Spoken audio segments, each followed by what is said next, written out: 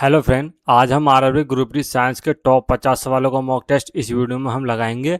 और फ्रेंड, आप जो है ग्रुप डी में सिलेक्शन लेना चाहते हैं तो यह मॉक टेस्ट आपके लिए बहुत ही ज़्यादा ज़रूरी है। ज़रूरी इसलिए है क्योंकि मैं आपको इसमें जितने भी टॉप 50 सवाल बताऊंगा वो सब प्रीवियस पेपर से लिए हुए सारे सवाल हैं। यही सवाल जो है एग्ज़ाम में कई बार पूछे भी गए हैं। ठीक है, तो आने वाले एग्ज़ाम में भी जो है आपके यही सवाल आएंगे। अब हम टाइम वेस्ट नहीं करते हैं और अपनी सीधे पढ़ाई को स्टार्ट करते हैं। इससे पहले वीडियो को लाइक कर देना और चैनल को सब्सक्राइब करके बेल आइकन को प्रेस ज़रूर कर लेना। हमारा पहला सवाल यह है, जो पूछा हुआ सवाल है, एक कोशिका के विभाजन न करने की अवस्था में डैश क्रोमेटिन पदार्थ के रूप में पाया जाता है। तो इस सवाल का सही आंसर हो जाएगा ऑप्शन सी यानी कि डीएनए। ठीक है, अगला सवाल देखेंगे। एक न्यूरॉन में एक कोशिका का एक केंद्रक और कई छोटे शाखित भाग होते हैं जिन्हें डैश कहा जाता है। तो इस सवाल का सही आंसर हो जाएगा ऑप्शन ए यानी कि दुम्रिकाएं कहा जाता है। अगला सवाल है, जीवों में नई कोशिकाओं के निर्माण को डैश कहते हैं। तो इस सवाल का सही आंसर है ऑप्शन सी यानी कि कोशिका विभाजन कहते हैं। आपको कोशिका विभाजन वाले पर ऑप्शन पर टिक लगा देना है और आपका सवाल बिल्कुल सही हो जाएगा। अगला सवाल है, यदि लाइसोसोम को कोशिका की आत्मघाती थैली के रूप में भी जाना जाता है तो निम्नलिखित में से कौन कोशिका का पावर हाउस है।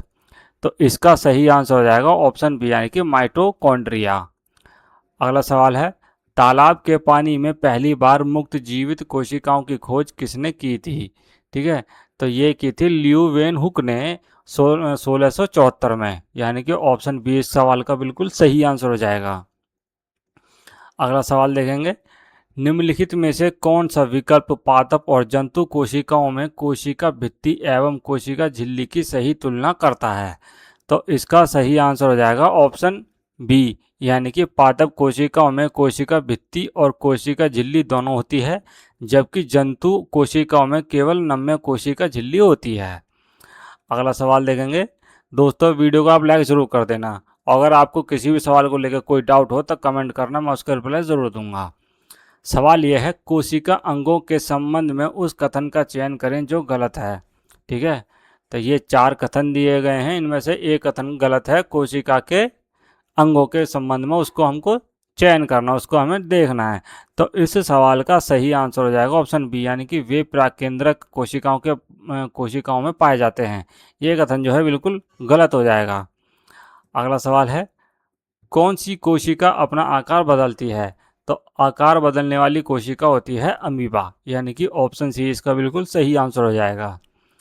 अगला सवाल है, निम्नलिखित में से किन कोशिकाओं में लवक अनुपस्थित होते हैं। तो इसका सही आंसर हो जाएगा पेशी कोशिकाएं, यानी कि ऑप्शन ए। अगला सवाल है, कोशिका में निम्नलिखित अभिक्रिया कहाँ होती है। 6 कार्बन अणु ग्लूकोज का 3 कार्बन अणु में टूटना। ठीक है, तो इसका सही आंसर हो जाएगा कोशिका द्रव्य में, यानी कि ऑप्शन डी सवाल का बिल्कुल सही आंसर हो जाएगा। अगला देखेंगे सवाल, निम्नलिखित में से कौन सी विशेषता कंकाली रेखित पेशियों का सही वर्णन करती है। तो इसका सही आंसर हो जाएगा ऑप्शन डी यानी कि लंबी बेलनाकार अशाखित और बहुकेंद्रक कोशिकाएं और ऐच्छिक नियंत्रण होती हैं। ठीक है, अगला सवाल है, निम्नलिखित में से कौन सी फ्लोएम की कोशिकाएं हैं। तो इसका सही आंसर हो जाएगा ऑप्शन सी यानी कि चालनी नलिकाएं और साथी कोशिकाएं। अगला सवाल है, हाइड्रा जैसे जीवों द्वारा किस प्रकार की कोशिकाओं का उपयोग मुकुलन प्रक्रिया में प्रजनन के लिए किया जाता है। तो इसका सही आंसर हो जाएगा पुनरुत्पादक कोशिका, यानी कि ऑप्शन बी सवाल का बिल्कुल सही आंसर हो जाएगा। अगला सवाल है, मानव शरीर के विभिन्न अंग अलग अलग कार्य करते हैं, इस कथन का अर्थ क्या है। तो इस कथन का अर्थ है कार्य विभाजन की उपस्थिति, यानी कि ऑप्शन सी इसका बिल्कुल सही आंसर हो जाएगा। अगला देखेंगे सवाल, सैन्य पनडुब्बियों में प्रमुख किस उपकरण का उपयोग किया जाता है। तो इसका सही आंसर हो जाएगा परिदर्शी का, यानी कि ऑप्शन सी इसका बिल्कुल सही आंसर हो जाएगा। अगला सवाल है, निम्नलिखित में से कौन सा कोशिका में उपस्थित झिल्ली युक्त छोटी छोटी संरचनाओं का एक उदाहरण है। तो इसका सही आंसर हो जाएगा लाइसोसोम, यानी कि ऑप्शन बी इसका बिल्कुल सही आंसर हो जाएगा। अगला सवाल देखेंगे, जीव द्रव्य पटला व्यक्ति रिक्त वनस्पति पेशियों में निम्नलिखित में से कौन सा बाह्य आवरण होता है? तो इसका सही आंसर हो जाएगा ऑप्शन सी यानी कि पेशी भित्ति। अगला सवाल है, प्रोकैरियोटिक कोशिका की विशेषताओं से संबंधित सही कथन का चयन करें। तो इसका सही आंसर है, इसमें एकल गुणसूत्र होता है, यानी कि ऑप्शन सी इसका बिल्कुल सही आंसर हो जाएगा। अगला सवाल है, सरल उपकुला डैश होती है।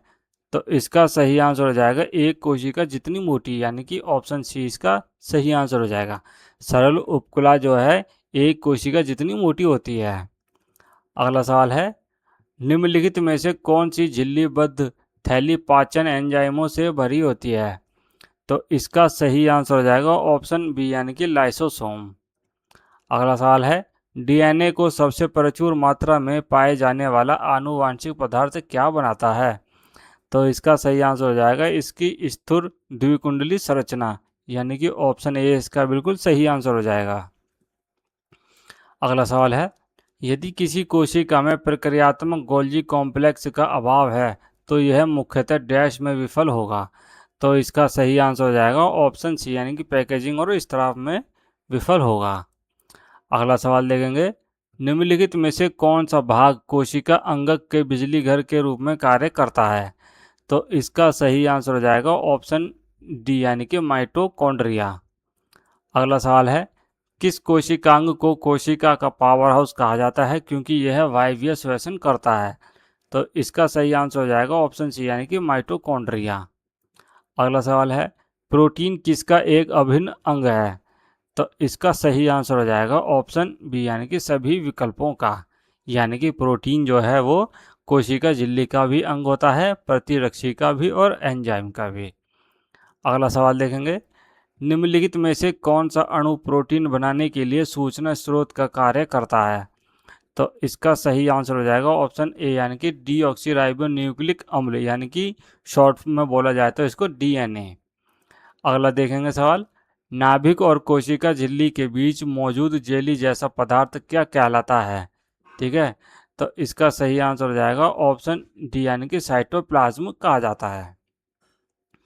अगला सवाल है, पानी के नुकसान के कारण कोशिका भित्ति से कोशिका के संकुचन की प्रक्रिया को क्या कहते हैं? तो इसको कहा जाता है प्लाज्मोलिसिस, यानी कि ऑप्शन बी इसका सही आंसर हो जाएगा। अगला सवाल देखेंगे, निम्नलिखित में से कौन सा यूकेरियोटिक कोशिकाओं में झिल्ली परिबद्ध अंग नहीं है? तो इसका सही आंसर हो जाएगा ऑप्शन सी यानी कि राइबोसोम। अगला सवाल है, निम्नलिखित में से कौन सी संरचनात्मक विशेषता उपकला ऊतक को एक सुरक्षात्मक परत के रूप में कार्य करने की सुविधा देती है? ठीक है, तो इस सवाल का सही आंसर हो जाएगा ऑप्शन सी यानी कि कोशिकाएं कम से कम अंतरा कोशिकीय स्थान के साथ कसकर संकुलित होती हैं।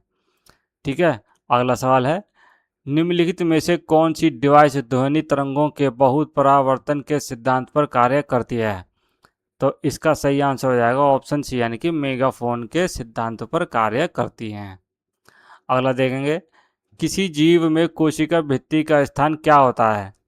तो इसका सही आंसर हो जाएगा ऑप्शन डी यानी कि किसी पादप कोशिका में प्लाज्मा झिल्ली के ठीक बाहर होना। अगला सवाल है, संयोजी ऊतक का निम्नलिखित में से कौन सा अभिलक्षण गलत है? तो संयोजी ऊतक के संबंध में कौन सा अभिलक्षण जो है वो गलत है, वो हो जाएगा ऑप्शन डी यानी कि कोशिकाएं दृढ़ता से व्यवस्थित होती हैं। चलो देखेंगे अगला सवाल, निम्नलिखित विकल्पों में से कौन सा कोशिका अंगक नहीं है? तो इसका सही आंसर हो जाएगा ऑप्शन डी यानी कि कोशिका द्रव जो है कोशिका अंग नहीं होता। अगला है, निम्नलिखित में से किस कोशिका अंग को आत्मघाती थैली कहा जाता है? तो आत्मघाती थैली कहा जाने वाला वो है लाइसोसोम, यानी कि ऑप्शन डी सवाल का बिल्कुल सही आंसर हो जाएगा। अगला देखेंगे, रक्त धमनियों से शिराओं में सूक्ष्म वाहिकाओं के माध्यम से फैलता है जिन्हें डैश के रूप में जाना जाता है। तो इसका सही आंसर हो जाएगा ऑप्शन सी यानी कि केशिका के रूप में जाना जाता है। अगला सवाल है, किसी परमाणु के डैश में मौजूद इलेक्ट्रॉनों को संयोजकता इलेक्ट्रॉन के रूप में जाना जाता है। तो इसका सही आंसर हो जाएगा सबसे बाहरी कोश, यानी कि ऑप्शन ए इसका बिल्कुल सही आंसर हो जाएगा। अगला देखेंगे, निम्नलिखित में से कौन सा कोशिका अंगक मुख्य रूप से कोशिका कार्य के लिए वसा अणुओं और लिपिड के निर्माण में सहायता करता है? तो इसका सही आंसर हो जाएगा ऑप्शन डी, यानी कि स्मूथ एंडोप्लाज्मिक रेटिकुलम, शॉर्ट में इसको SER कहते हैं। अगला देखेंगे, हाइड्रा में हाइड्रा में कलिका विकास प्रक्रिया के संबंध में निम्नलिखित में कौन सा कथन सत्य है? तो इसका सही आंसर हो जाएगा ऑप्शन बी, यानी कि एक स्थान पर कोशिका विभाजन होना। अगला देखेंगे, यूकेरियोटिक कोशिकाओं के केंद्र के भीतर निम्नलिखित में से कौन सी संरचना में कसकर कुंडलित आनुवांशिक पदार्थ होते हैं? तो इस सवाल का सही आंसर हो जाएगा ऑप्शन बी, यानी कि गुणसूत्र। अगला सवाल है, हरे शैवाल में डैश होता है?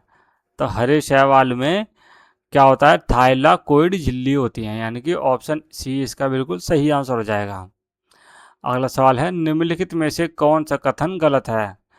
तो कौन सा कथन गलत है हमको वो देखना है। तो इसमें कथन गलत है वो है ऑप्शन डी, यानी कि पादप कोशिकाओं में जंतु कोशिकाओं की तुलना में छोटे रिक्तिकाएं होती हैं। ठीक है, ये कथन जो है गलत है।